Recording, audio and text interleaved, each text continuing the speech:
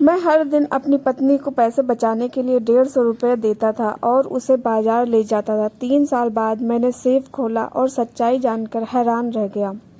मेरा नाम राकेश है।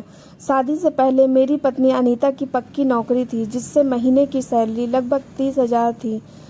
मैंने ध्यान से हमारे पैसों का हिसाब लगाया था। उनकी इनकम घर और बच्चों से जुड़े खर्चों के लिए काफ़ी होगी और मेरी सैलरी 60,000 पूरी तरह से सेविंग्स, घर और सोना चांदी खरीदने में जाएगी। लेकिन जब अनीता प्रेग्नेंट हुई तो सारे प्लान बिगड़ गए।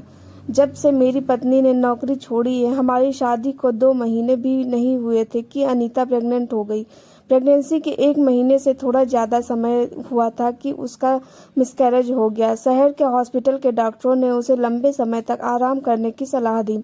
अनीता ने काम से छुट्टी मांगी, लेकिन उसके बॉस ने मना कर दिया, इसलिए उसे जाने दिया गया। मैं बहुत परेशान था, सोच रहा था शादी के ठीक बाद अब मुझे ही उसका ख्याल रखना पड़ेगा। मेरी 60,000 सैलरी, जिसे मैंने बचाने का प्लान बनाया था, अब पूरे परिवार पर खर्च हो रही थी।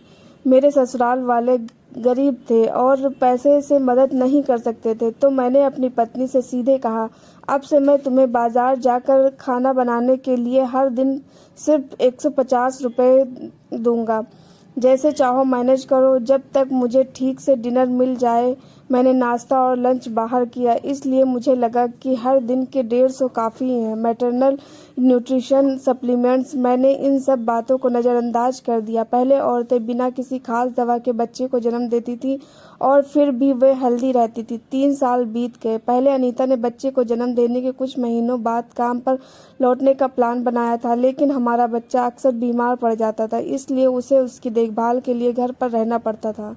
अब 3 साल बीत चुके हैं। हमारा बच्चा 2 साल से ज़्यादा का है और नर्सरी स्कूल जाने वाला है। पिछले 3 सालों से मैं अपनी पत्नी को हर दिन ठीक 150 रुपये दे रहा हूँ।